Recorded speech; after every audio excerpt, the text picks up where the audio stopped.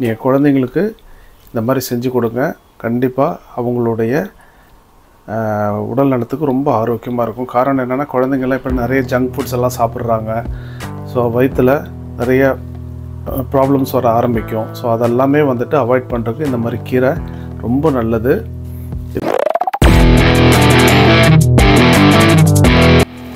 வணக்கம் உறவுகளே, welcome to UK Cholan தமிழன். நான் உங்கள் ஷெஃப் ரமேஷ். எல்லோரும் எப்படி இருக்கீங்க? நான் சூப்பராக இருப்பீங்கன்னு சொல்லி நான் நம்புகிறேன். இன்றைக்கி நம்ம கிச்சனில் ஒரு ஹெல்த்தியான வெஜிடேரியன் டிஷ்ஷை பற்றி தான் பார்க்க போகிறோம். அதுக்கு முன்னாடி நம்மளோட சேனலுக்கு புதுசாக வந்திருந்தீங்கன்னா மறக்காமல் சப்ஸ்கிரைப் பண்ணி வச்சுங்க, பெல் ஐக்கானே கிளிக் பண்ணி வச்சுங்க. அப்போ தான் நம்ம போடுற இந்த மாதிரி ஸ்பெஷலான ரெசிபிஸ் எல்லாமே உங்களுடைய நோட்டிஃபிகேஷன் வந்து சேரும். இப்போ அந்த ஈஸியாக செய்யக்கூடிய ஹெல்த்தியான வெஜிடேரியன் டிஷ் என்னன்றது பார்த்துலாங்களா? வாங்க நம்ம ஸ்ட்ரைட்டாக வீடியோக்குள்ளார போயிடலாம். இன்றைக்கி நம்ம பண்ணக்கூடிய இந்த வெஜிடேரியன் டிஷ் இது தாங்க, மணத்தக்காளி கீரை. உடலுக்கு ரொம்ப ஆரோக்கியமான ஒரு கீரை, மருத்துவ குணம் கொண்ட கீரை.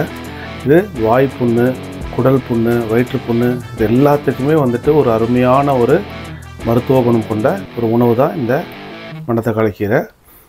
இது நம்ம வீட்டு தோட்டத்திலேயே விளைஞ்ச கீரை. நான் வெளியாலையும் அதே தான், நம்ம வீட்டு தோட்டத்திலேயே விளைஞ்ச தக்காளி, ஆர்கானிக் தக்காளி தான்.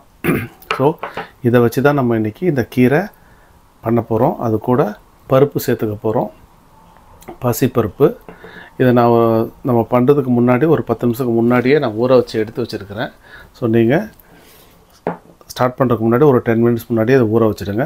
அப்போ கொஞ்சம் சீக்கிரம் வேகும். அதனால தான் நான் 10 நிமிஷத்துக்கு முன்னாடி ஊற வச்சிட்டேன். இப்போ இது தான் நம்ம செய்ய போகிறோம். வாங்க ஸ்ட்ரைட்டாக நம்ம பார்த்துடலாம் எப்படின்ட்டு.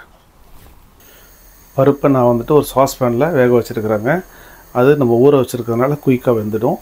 அதுக்குள்ளார நம்ம அந்த கீரைக்கு உண்டான ப்ராசஸை ரெடி பண்ணிடலாம். கீரையை நான் ஏற்கனவே வாஷ் பண்ணி தான் எடுத்து வச்சுருக்கிறேன். எப்போவுமே கீரையை பொறுத்தளவுக்கு வாஷ் பண்ணிவிட்டு தான் கட் பண்ணணும். அதனால் நான் ஏற்கனவே வாஷ் பண்ணி வச்சுருக்கிறேன். இதெல்லாம் கட் பண்ணி ரெடி பண்ணி வச்சிடுறேன். ஒரு 1.5 டேபிள் ஸ்பூன் அளவுக்கு ஆயில் சேர்த்துக்கலாம்.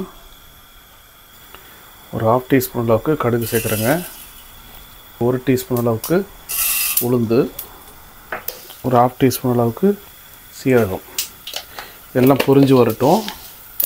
அப்படியே கருவேப்பிலை சேர்த்துருக்கிறேன், நல்லா பொரிஞ்சிருச்சு. இது கூடயே பூண்டு சேர்த்துக்கலாம். ஒரு 5-6 பல்லு பூண்டு நறுக்கி வச்சுருக்கிறேன். ஒரு 3 வரமிளகாய், அதையும் சின்ன சின்னதாக வெட்டி வச்சுருக்கிறேன். ஒரு மீடியம் சைஸ் ஆனியன். நீங்கள் இது கூட சின்ன வெங்காயம் போட்டிங்கனாலும் நல்லாயிருக்கும்.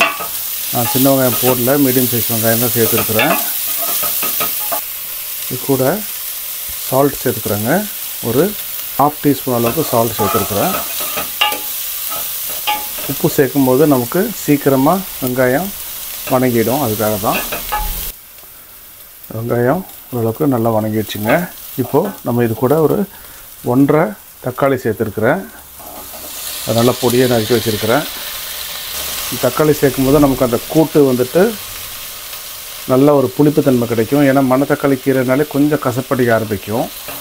அதுக்கு பதிலாக நமக்கு கொஞ்சம் இந்த தக்காளி சேர்த்துக்கிட்டோன்னா அந்த கசப்பு தன்மை தெரியாது. மணத்தக்காளி கீரை நீங்கள் பொரியல் மாதிரியும் பண்ணி சாப்பிட்லாம். ஆனால் அதை விட இந்த கூட்டு கொஞ்சம் பருப்பெல்லாம் சேர்த்து பண்ணும்போது நமக்கு இது ஒரு சைட் டிஷ்ஷாகவும் யூஸ் பண்ணிக்கலாம். இதை வச்சு நம்ம சப்பாத்தி, தோசைங்க அந்த மாதிரி கூட வச்சு சாப்பிட்டுக்கலாம். இந்த தக்காளி வெங்காயம் நல்லா வணங்கிடுச்சுங்க. இப்போ இது கூட நம்ம அந்த வெட்டி வச்சுருந்த கீரையை சேர்த்துக்கலாம்.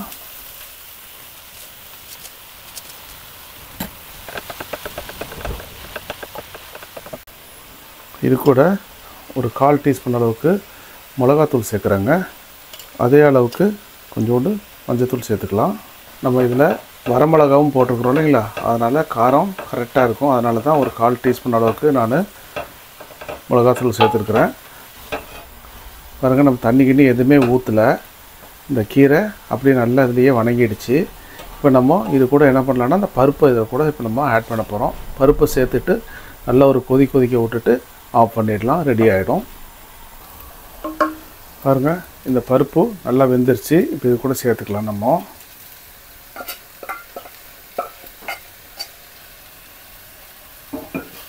இது கூட கொஞ்சமாக நம்ம தண்ணி சேர்த்துக்கலாங்க. அவ்வளோதான், இதுக்கு மேலே எதுவும் சேர்க்க வேண்டாம். ரொம்ப ஆரோக்கியமான ஒரு கீரை இது. மூடி போட்டு விட்டுடலாம். ஒரு 2 நிமிஷம் கொதிச்சோன்னே ஆஃப் பண்ணிடலாம். ஓப்பன் பண்ணி பார்த்துடலாங்க. பாருங்கள், நல்லா தண்ணியெல்லாம் சுண்டி இருக்குது. அவ்வளோதான், கீரை வெந்துருச்சுங்க. இந்த கீரையை பொறுத்தளவுக்கு நீங்கள் வெறும் இலையை மட்டும்தான் நம்ம இதுக்கு யூஸ் பண்ணணும். இதில் இருக்கிற அந்த பருப்பு கீரைங்களில் இருக்கிற மாதிரி தண்டெல்லாம் நம்ம யூஸ் பண்ண முடியாது. ஏன்னா மணத்தக்காளி கீரையில் அந்த குச்சி வந்துட்டு ரொம்ப ஸ்ட்ராங்காக இருக்கும். இதே தண்டு கீரை பருப்பு கீரைன்னு போது நமக்கு அந்த தண்டை கூட யூஸ் பண்ணிக்கலாம். இந்த மணத்தக்காளி கீரையை பொறுத்தளவுக்கு நம்ம வெறும் இலைகளை மட்டும்தான் யூஸ் பண்ணணும். இப்போ இது ரெடி ஆகிடுச்சு. ஸ்டவ் ஆஃப் பண்ணிடலாம். பாருங்கள், எல்லாமே சூப்பராக ரெடி ஆகிடுச்சு. நீங்கள் குழந்தைங்களுக்கு இந்த மாதிரி செஞ்சு கொடுங்க. கண்டிப்பாக அவங்களுடைய உடல் நலத்துக்கு ரொம்ப ஆரோக்கியமாக இருக்கும். காரணம் என்னென்னா, குழந்தைங்கள்லாம் இப்போ நிறைய ஜங்க் ஃபுட்ஸ் எல்லாம் சாப்பிட்றாங்க. ஸோ வயிற்றில் நிறைய ப்ராப்ளம்ஸ் வர ஆரம்பிக்கும். ஸோ அதெல்லாமே வந்துட்டு அவாய்ட் பண்ணுறதுக்கு இந்த மாதிரி கீரை ரொம்ப நல்லது. இது கூட கொஞ்சோண்டு நெய்யை ஊற்றி சாதத்தில் பிசைஞ்சு கொடுங்க, சாப்பிடுவாங்க. ரொம்ப நல்லாயிருக்கும். நமக்கு இந்த கீரை சூப்பராக ரெடி பண்ணிட்டோங்க. ஆரோக்கியமான மணத்தக்காளி கீரை பாருங்கள், இவ்வளோ நல்லாயிருக்கு. இதை நான் டேஸ்ட் பண்ணிடுறேன்.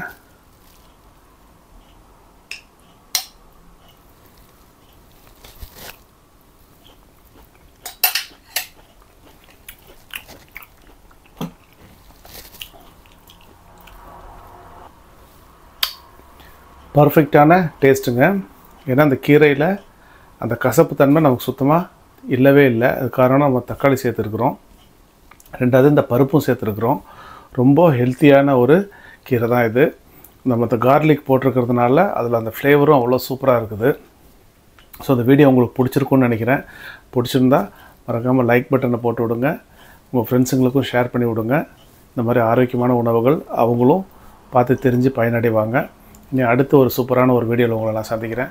அதுவரை உங்களிடமிருந்து விடைபெறுவது உங்கள் ஷெஃப் ரமேஷ்.